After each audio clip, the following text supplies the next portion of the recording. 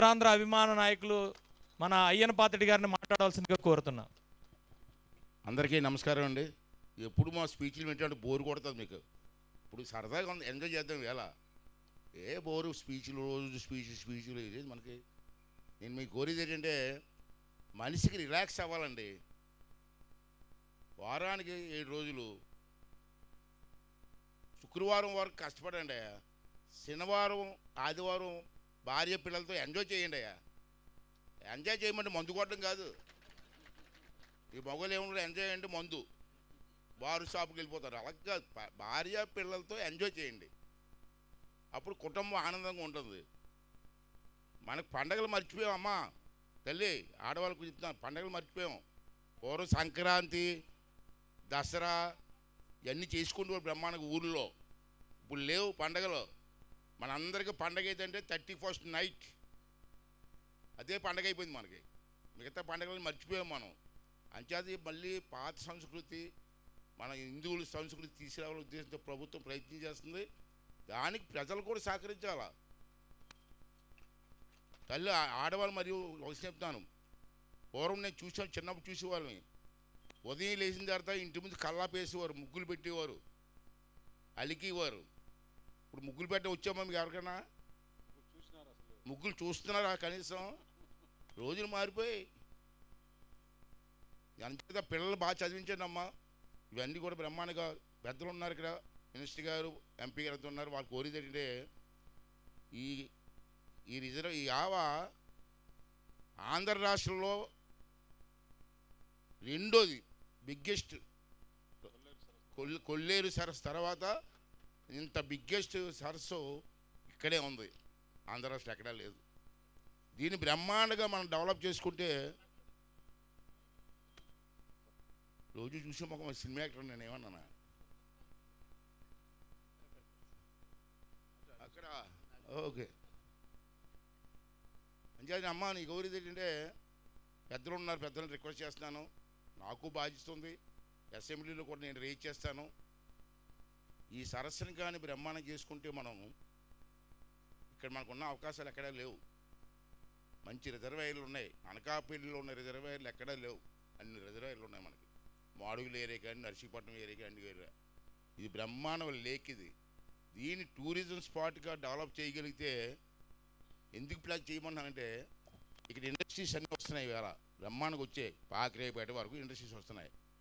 Foreigners వస్తూ ఉంటారు, ఇతర దేశాల నుంచి కూడా చాలామంది వస్తూ ఉంటారు, ఇంజనీర్లను.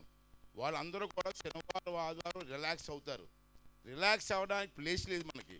దీనికి కానీ టూరిజం సెంటర్కి డెవలప్ చేస్తే అందరూ ఇక్కడికి వస్తారు. టూరిజం డెవలప్ అవుతుంది. టూరిజం డెవలప్ అవుతే లోకల్ పర్సన్స్ మనందరికీ ఉపాధి వస్తుంది. దాన్ని ఆలోచించి వేస్ట్గా పోయి డబ్బు ఖర్చు పెడుతున్నాం మనం. దానికి అక్కడ పక్కన పెట్టి దీనికి 1 సంవత్సరం బాగు చేయండి. దీనివల్ల ఈ చుట్టుపక్కల గ్రామాలన్నిటికీ ఉపాధి వస్తుంది. అందరూ రిలాక్స్ అవుతారు. మన పిల్లలకు కూడా బాగుంటుంది. ఆఖరికి అమ్మ ముగిస్తాను, మీరు బోరు కొట్టించడం. మా రాజకీయ ఉపన్యాసాలన్నీ మీకు గంటలు ఇస్తాం, మీరు బోరు కొడతారు మీకు. ఇంకో విషయం ఏంటంటే పిల్లలు బాగా చదివించండి అమ్మ. ఎందుకని నువ్వు చెప్తున్నా అంటే ఇక్కడ లేడీస్ ఎక్కువ ఉన్నారు, మీకే చెప్తున్నాను. పిల్లలు చదువుకున్న టైంలో మీరు సీరియల్ చూస్తున్నారు టీవీ వేసుకొని. ఏమా కరెక్టేనా? సీరియల్ రాత్రి 8-7 గంటలకు స్టార్ట్ చేస్తారు. ఆడవాళ్ళందరూ టీవీ దగ్గర కూర్చుంటారు. పిల్లలు ఏం చదువుతారమ్మా? చదువుతారా? పూర్వం మా అమ్మగారు అందరూ కూడా చిన్నప్పుడు భోజనం పెట్టినప్పుడు చందమామ రావే, జాబిల్లి రావే అని పాట పాడి భోజనం పెట్టేవారు. ఇప్పుడు మీరేం చేస్తారు? సెల్ ఫోన్లు ఇచ్చేస్తున్నారు. సెల్ ఫోన్లు చేతికిచ్చి భోజనం పెడుతున్నారు. తల్లి ఇంకొకటి చెప్తామా, వంట చేసేటప్పుడు మామూలుగా చేయండి అమ్మా. మా ఫ్రెండ్ ఇంటికి భోజనం పిలిచాను, నేను వెళ్ళాను. లేట్ అయిపోతుంది, భోజనం ఆకలేస్తుంది నాకు. ఒరే భోజనం పెడతాను పిలిచేవాడురా, పెట్టరా బాబు అంటే మా ఆవిడ వంట చేస్తుంది అన్నారు. నేను వంటగదిలోకి వెళ్ళిపోయాను ఆకలి వంటలేక. అమ్మ చెల్లెమ్మ భోజనం పెట్టమ్మని. ఆవిడ ఏం చేస్తుంది సార్, సెల్ ఫోన్ పెట్టుకొని ఉప్పు ఎంత వేయాలా, కారం ఎంత వేయాలా, నూనె ఎంత వేయాలి సెల్ ఫోన్లో చూసి వంట చేస్తున్నారమ్మా. తల్లి మగోళ్ళు చంపకండి అమ్మా, మగోళ్ళు చంపకండి తల్లి. పూర్వంలాగా చేయండి. పూర్వం పెద్దవాళ్ళు ఏం చేశారు, ఇలా చేతి కారం వేసేవారు, ఇంత నూనె వేసారు లెక్క.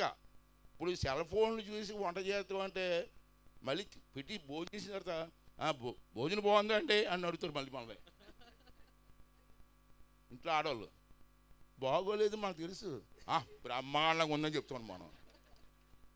లేదా ఫుడ్ ఉండదని భయం. అంచేత రిలాక్స్ అవుతామండి, సరదాగా ఉందామండి జీవితంలో. తర్వాత ఇక్కడ నిన్న మంచి కార్యక్రమం నాకు చేయించారు ఎంపీ గారు.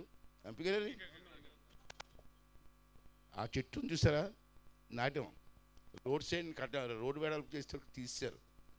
దాని వయసు ఎంత తెలుసా? చెట్టు వయసు 115 సంవత్సరాలు. ఆ చెట్టు వయసు 115 సంవత్సరాలు.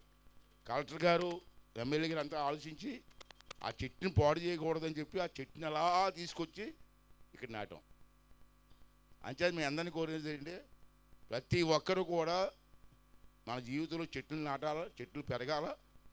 రోడ్ సైడ్ పెట్టి కొట్టేసిన చెట్లను తీసుకొచ్చి మరి పాచితే పచ్చదనం వస్తుంది, ఆరోగ్యం బాగుంటుందని చెప్పి తెలియజేస్తూ మరి ఈ 2 రోజులు కూడా మీరు అందరూ ఎంజాయ్ చేయండి. దీన్ని డెవలప్ చేసే బాధ్యత ఎంపీ గారు మీ అందరం కూడా తీసుకుంటాం. ఇదే డిస్కషన్ రేపు 11 నుంచి అసెంబ్లీ ఉంది. దీని మీద అసెంబ్లీలో 1 గంట డిస్కషన్ చేయించి ఏర్పాటు నేను చేస్తానని చెప్పి కూడా ఈ సందర్భంలో మీ అందరికీ మనం చేస్తూ థ్యాంక్ యూ అండి. థ్యాంక్ యూ వెరీ మచ్ అండి.